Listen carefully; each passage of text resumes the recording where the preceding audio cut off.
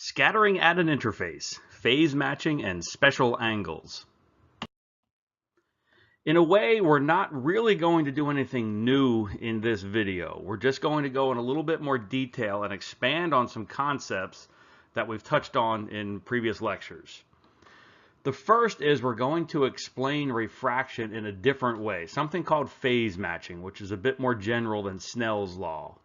Then we'll talk about two special angles, the critical angle and the Brewster's angle. Phase matching. In prior lectures, we've talked about the dispersion relation, index ellipsoids, which really are essentially the same concept. And this defines a rule for the wave vector as a function of direction. So inside linear, homogeneous, isotropic materials, it's essentially a manifestation of the Pythagorean theorem. The magnitude of the wave vector is fixed to a constant value regardless of its direction. So the index ellipsoid, if you will, or the map of refractive index as a function of direction, is a circle. And that's pretty easy to understand. Now here's a way that I've come up with to visualize this. We have our circle, which conveys the magnitude of the wave vector as a function of direction. Inside that circle, I visualized the wave. And so we can see the period of the wave, and we can also see what that refractive index or the magnitude of the wave vector would look like as a function of direction. So if we have a low refractive index material, that means the magnitude of our wave vector will be small, so we have a relatively small circle. If it's a low refractive index, the wave is traveling quickly, and the wavelength is rather stretched out or large. Now instead, if we have a high refractive index medium, this circle, the magnitude of the K vector, is rather large because we're in this high refractive index medium. Also, because the refractive index is high, the wave is traveling more slowly, and that wave becomes more compressed. So it's not exactly like we're scaling this circle. The circle itself gets larger, but there's this inverse relation with wavelength, which maybe makes this type of visualization a little bit counterintuitive. But if you can get comfortable with this, the rest will make a lot of sense. And we can use these to explain why refraction happens at an interface. So here we have an interface between two materials. And on the top, we have our low refractive index material, and on the bottom, we have our high refractive index material. So inside each medium, we're only showing half of this dispersion surface. So for the low index medium, we have a small circle, and the wave is stretched out because it's propagating very fast. In the high index medium, the circle is very large, but the wave is compressed, both due to a high refractive index. So here's phase matching. We have our incoming wave vector, and we construct this by picking a point on the surface, and then the vector connecting that point to the origin. That is our incoming wave vector. We now know from boundary conditions that the transverse component of that is the same for all waves, reflected and transmitted. So for convenience, we'll take this transverse component and just copy it over here. Then what we do to figure out the transmitted refracted wave is we drop a projection down. This transverse component has to be, we drop a projection down until we cross this circle. Now we have a point on this circle down here, and the vector connecting the origin to that point, that is the transmitted wave vector. And we see it's at a different angle than the incident wave vector. That is refraction. Now back to the story of this transverse wave vector being continuous across the interface.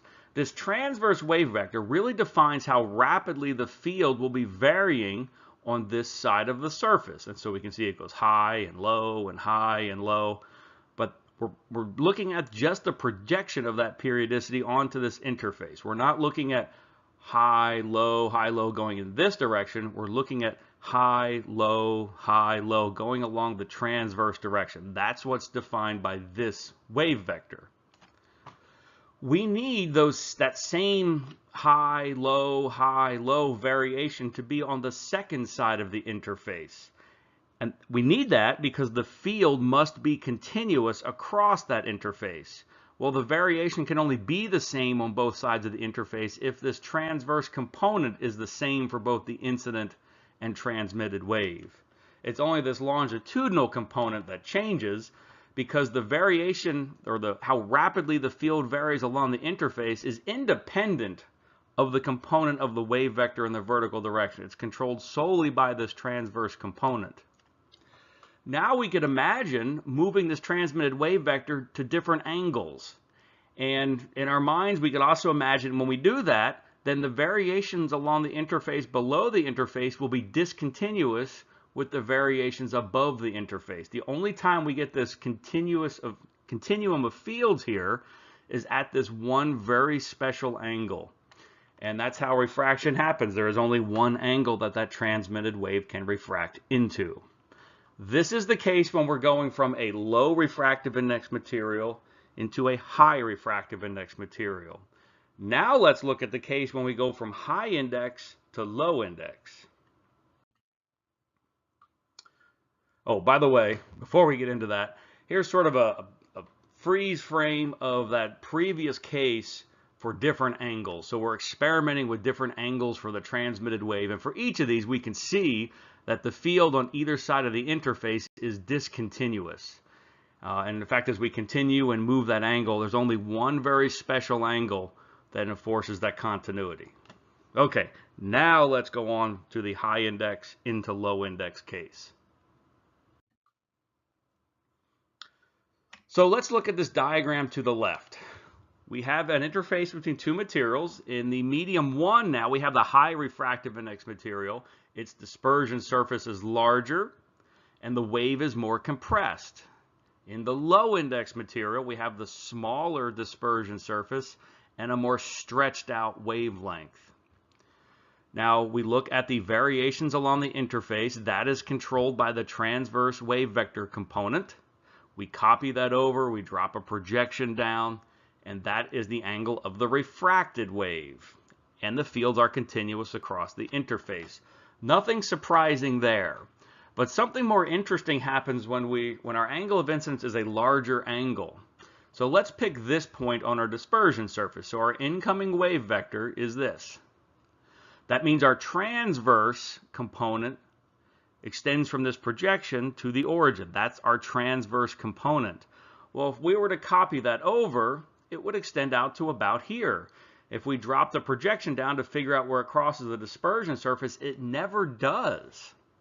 What's really happening here is the variations along the interface are so rapid that there is no angle on the transmitted side. There's no angle that we could rotate this to ever match to that.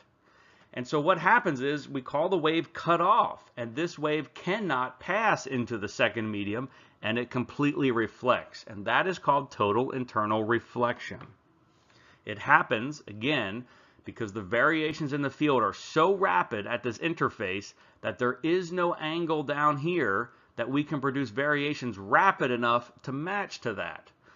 The most quickly we can make the field vary across the interface is when the angle of this transmitted wave is exactly 90 degrees. And we can visually see that this period will never match to this period. It's just too large. So total internal reflection, and involved in this is that critical angle, that special angle right where this condition begins to happen. So here's just some discrete examples of different angles, a continuum of angles. So we're experimenting with the angle of this transmitted wave, and we're continuously changing that angle. And what we can see, again, that there's only one special angle that makes the field continuous across the interface, and that is the angle of transmission. Let's talk in more detail about the critical angle. So here's an animation of our rays when we have a wave passing from a low refractive index material into a high refractive index material. So our incident wave is depicted by this green arrow, reflected wave by the red arrow, and our transmitted wave by the blue arrow. When we have a wave going from a low index medium to a high index medium, there is no total internal reflection. We will always get a transmitted wave. But what we can see is that transmitted wave has this maximum angle of 42 degrees in this case, and we don't get any angles larger than that. So we might ask, what happens when we turn this around and we have our wave incident from the high index medium, and then what happens when the angle of incidence is larger than that 42 degrees? Let's look at that next. So now we have our incident wave coming from the high index medium to the low index medium. And what we can see is for angles less than that 42 degrees, we get a transmitted wave. However, for angles larger than that, our angle of incidence really would be larger than 90 degrees. That's not really a possible thing to talk about. And so our wave gets totally reflected. Now, if we use Snell's law and tried to calculate the case where our angle of incidence is larger than the critical angle, we would get an imaginary number for our angle of transmission. And that's what tells us that's a cutoff wave. We don't actually get a transmitted wave. So that's the concept of total internal reflection. And that very special angle where the transmitted wave is exactly at 90 degrees, that's right where it gets cut off, that's called our critical angle. Let's go ahead and derive an expression for our critical angle. So we start with Snell's law. Now, when our angle of incidence is equal to the critical angle, our angle of transmission will be 90 degrees. So to get an expression for the critical angle, we will solve this second equation for theta sub c. Now at this point we can realize that this sine of 90 degrees is equal to 1, and we can just eliminate that from our expression. And we end up with our final equation for the critical angle. Notice we had a little note here, we have a little note that the refractive index of medium 1 has to be greater than the refractive index of medium 2. So our wave has to be going from a high index to low index medium, or we do not have a critical angle. There can always be a transmitted angle. So kind of a clue that things are going wrong where we won't have a critical angle. If N2 is actually greater than N1, we'll have a number greater than 1 in here. And so the inverse sine of something greater than 1, we'll get an imaginary number for that critical angle. And that's telling us that we don't really have a critical angle for that case. Let's take a look at what is actually happening with the fields at an interface. So our first case where we have a wave going from a low index material into a high index material. In the low index material, the wave is traveling faster, and so the wavelength is more stretched out. In the second medium, where we have the higher refractive index, it's propagating more slowly, and we have a compressed wave. And the angle of this transmitted wave is such that this variation, the periodicity along the interface, is matched on both sides. That's why we have refraction. Now let's look at the more interesting case where we have a wave going from a high index medium into a low index medium. This first case, our wave is incident at an angle less than the critical angle, so we will have a transmitted wave. Medium 1 being the higher refractive index, our wave is traveling more slowly, and this wavelength is more compressed. In the second medium, we have a low index medium, the wave is traveling faster, and so the wavelength is expanded. But the angle down here is such that it produces a variation along the interface that matches to the variation in the first medium. We need the continuity of field across that interface. Notice the angle down here is larger. We had to tilt to a larger angle in order for this longer wavelength to produce the faster oscillation along that interface. Now think about what happens when we come in at an angle of incidence greater than the critical angle, and something happens that you probably weren't expecting. We actually see that we do get some penetration into the second material. This is called an evanescent field. And in fact, this makes sense. If we got zero penetration into that second medium, how would the wave know what's in that second medium in order to totally reflect? So in order for it to have the information to know to totally reflect, it has to penetrate some. So what we can see is that there is only pure decay leading away from the interface. That means whatever the wave vector is over here, in the direction away from the interface, it is purely imaginary. When we look in the direction parallel to the interface, we see pure oscillation, no decay in this direction. So the wave vector component parallel to the interface is purely real. Now, since there's no oscillations in the direction leading away from the interface, these evanescent fields do not push power away from the interface. However, there's still energy over here, and that power is propagating parallel to the interface, not away. Evanescent fields do not transport power. In fact, the only case where I know they do is something called tunneling. That's not what we're talking about here. But for the most part, these evanescent fields are really just a temporary holding place for the energy. So we have a wave that comes in, it hits the interface, it temporarily couples into this evanescent field, it propagates along the interface, and at some point eventually leaks back out as a reflected wave. So it's just this intermediate holding place for electromagnetic energy. Evanescent fields do not push power away from that interface because there's no oscillations. We need wiggles to propagate a wave. So some notes here. The wave, even at angles above the critical angle, it does penetrate into that second medium. So anytime the angle of incidence is greater than the critical angle, it does penetrate into the second medium. And it turns out the closer we are to that critical angle, the larger that evanescent field. As our angle of incidence approaches 90 degrees, that evanescent field becomes really, really small. It never completely disappears. It can't, because that wave needs information from the second medium to know to reflect. And this is a common thing throughout electromagnetics. Usually near cutoff frequencies, we tend to get these really large evanescent fields, and they can actually cause a lot of problems. Interestingly, even though we say the fastest rapid variation we can support down here is the wavelength, we turn this wave at 90 degrees, that produces a variation, and we're thinking that that's the fastest rapid variation we can have in the second medium, and that's not true.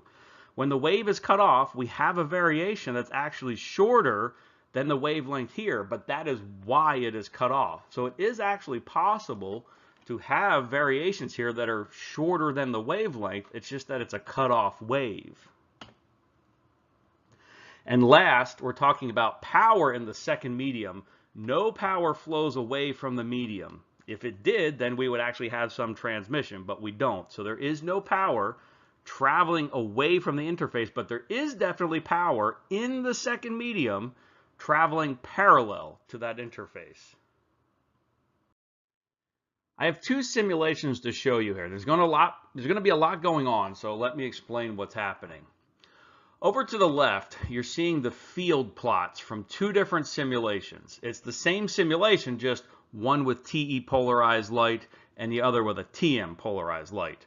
So we're looking at a wave incident onto an interface, and in this case from a high index medium to a low index medium. And you can already see that. You can see that the wave here is more compressed than the wave on the other side.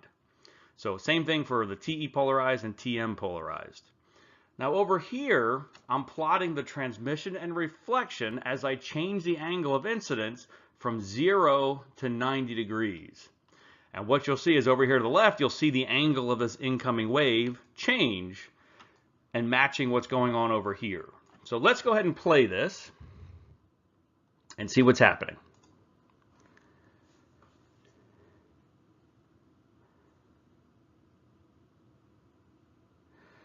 Now let's think about what happened, and then we'll replay it. Over here, we saw the wave changing its angle of incidence, but it got very bumpy at some point. And that's because we're looking at both the incoming wave and the reflected wave overlapping. Right now, we're looking at a freeze frame of an angle of incidence being something like 89 degrees. I can't quite go to 90 because that's impossible. And so you're looking at the incoming wave traveling just about parallel to the interface and also interfering with the reflected wave. But even still, there's a little tiny bit of field penetrating into the second medium. And if you remember, when we were around this critical angle here, where the reflection goes up to 100%, exactly at 45 degrees, the field penetrated very far. And we'll play this again so you can see that. Now for the TM polarization, we have the same critical angle, but at some angle less than that, reflection actually went to 0. This is called the Brewster's angle, and it only happens for the TM polarization simply because we only have a permittivity difference here. If we also had a permeability difference, we would see a Brewster's angle up here, but that's unusual. Most materials don't really have a significant magnetic response. Let's go ahead and watch this movie again.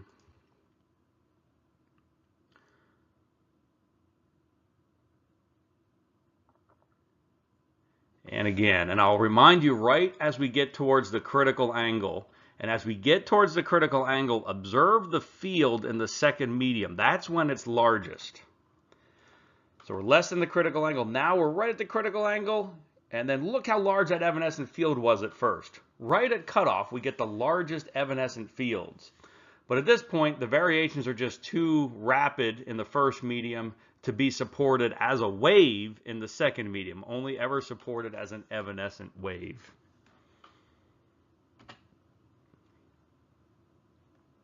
One last time.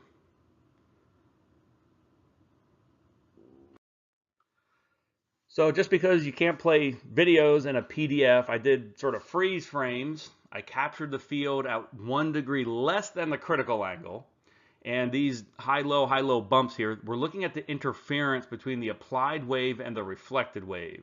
And on the transmitted side, since we're almost at the critical angle but not quite, we have a wave down here that's traveling almost parallel to the interface, but not quite.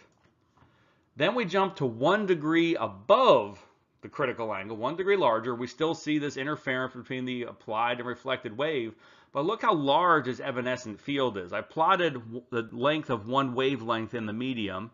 And by the way, the wavelength is different up here because we have a different refractive index. So look at how stretched out that evanescent field is. It's actually extending more than a wavelength into that medium. And I think that's interesting. And as we get to higher and higher angles, by 67 degrees, we see still a little bit of penetration and almost no penetration as we approach 90 degrees. Just as an aside, I had mentioned tunneling, and this is the only case where I really know that an evanescent field can ever contribute to power flow. So there's no oscillation, so I argued it's not pushing power along. And so if we have a high index medium, then a low index medium, but then another high index medium out here, this is where tunneling can happen. But this field decays, and it's essentially 0 by the time it reaches this high index medium, and nothing interesting happens. But then over a series of pictures here, we're moving this interface of the second high index medium closer and closer. So we're making this low index medium thinner and thinner and thinner. And what we can see at some point, this field does not decay all the way. And we get still somewhat of a variation at the interface, but now it can couple to a propagating wave.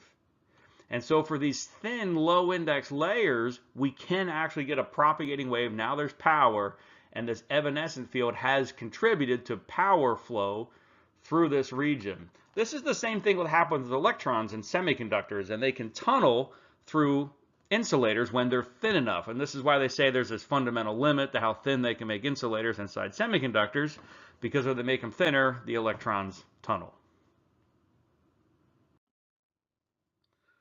Our last special angle, called Brewster's angle. So we already know that the Brewster's angle from previous discussions is where the reflection goes to 0. So to figure out really what's going on here, let's look at the Fresnel equations, specifically the two reflection equations for the two different polarizations. And if we look at the numerator specifically, what we see is that there's a difference between two different terms. Anytime there's a difference, there is a condition to make them go to 0. And the condition that makes reflection go to 0 for either polarization, that is called the Brewster's angle.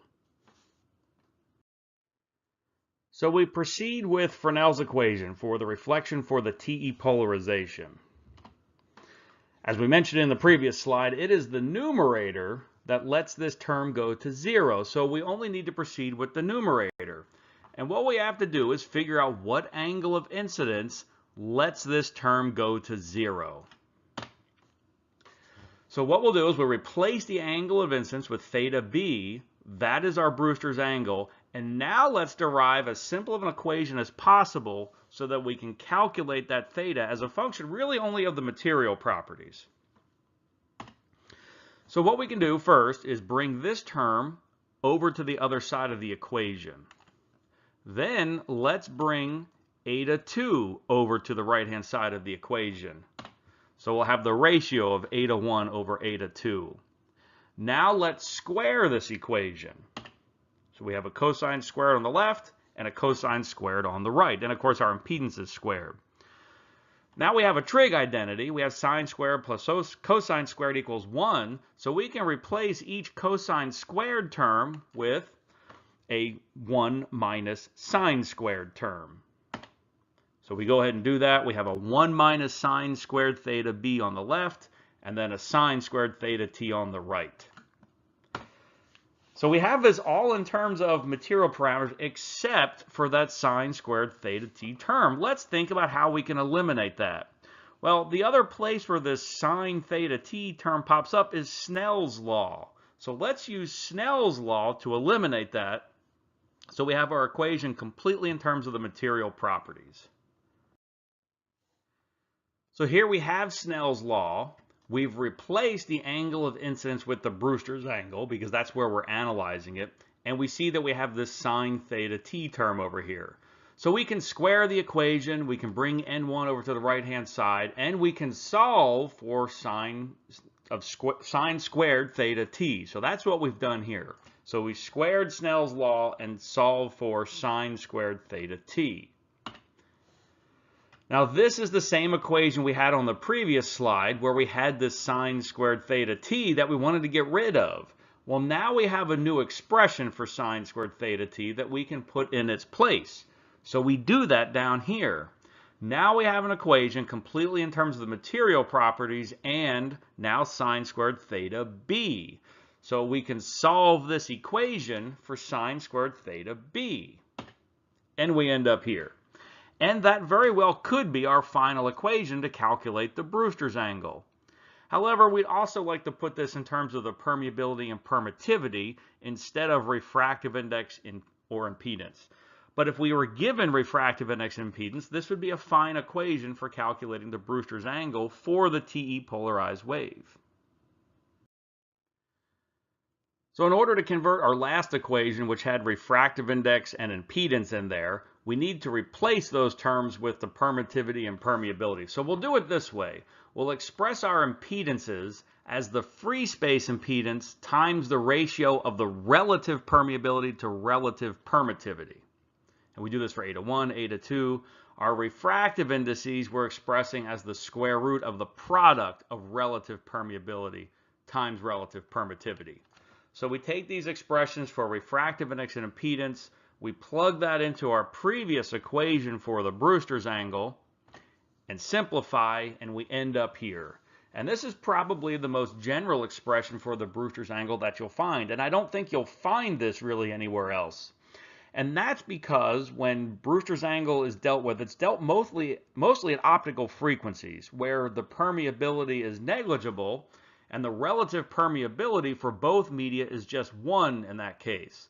Well, look what happens in the denominator. If this is 1 and this is 1, or even if they're just equal, this term is 1. We have a 1 minus 1. That's a 0 in the denominator, and this goes to infinity. And well, it turns out there is no Brewster's angle when the permeability is the same on both sides of the interface. And most of the times, the permeability is the same on both sides of the interface, and you'll read a lot that there just is no Brewster's angle for the TE polarized light. However, that's not quite true, because if there was a difference in the permeability, there absolutely would be a Brewster's angle, and this would be the equation to calculate it.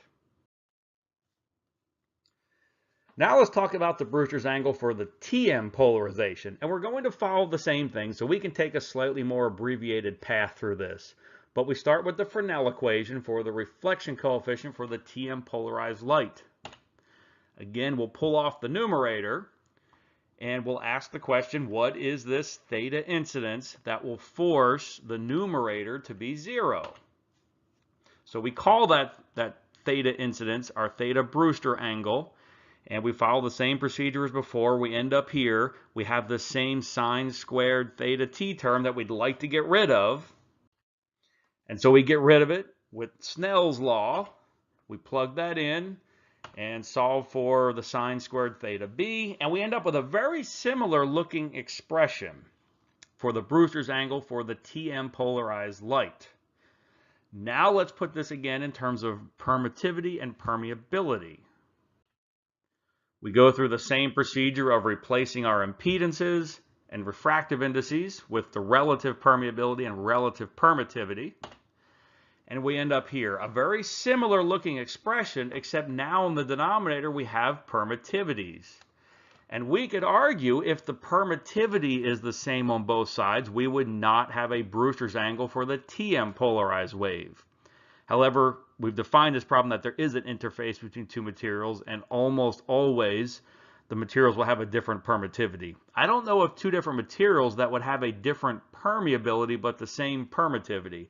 If that existed, that material interface would not have a Brewster's angle for the TM polarization.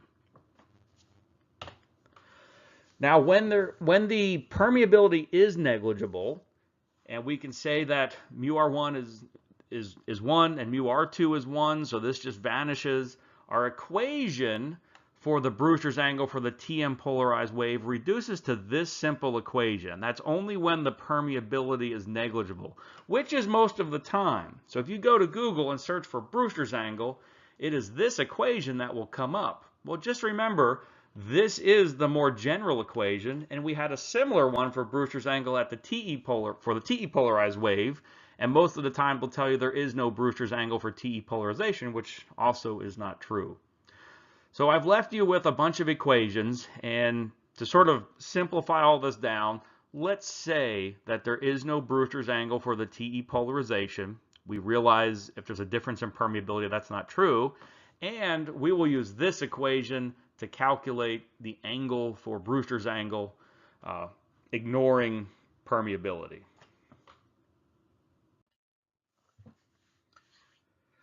So we have the same type of simulations that we showed a few slides ago, except now we have a wave going from low index to high index, where there's this nice broad Brewster's angle. So let's go ahead and run this and just watch what happens. Notice how on the right, reflection goes to 0 exactly at 60 degrees. In fact, that's why I chose the refractive index to be 1.73. That made the Brewster's angle exactly at 60 degrees. Now, at 60 degrees, reflection of the TE polarization is rather high, somewhere maybe 30% or so. So the Brewster's angle very often is used to do or to make polarized light. So think of light reflecting off of water. And if it reflects around 60 degrees, and if the sun's relatively low on the horizon, it could very well reflect at 60 degrees. We would only get a TE polarization that reflects. And in fact, even if it isn't exactly 60 degrees, the reflection of the TE polarization is usually a lot higher than the TM polarization. So anytime a wave reflects off of a flat surface, it tends to reflect more of one polarization than the other. And this is the beginning of how polarized sunglasses are working.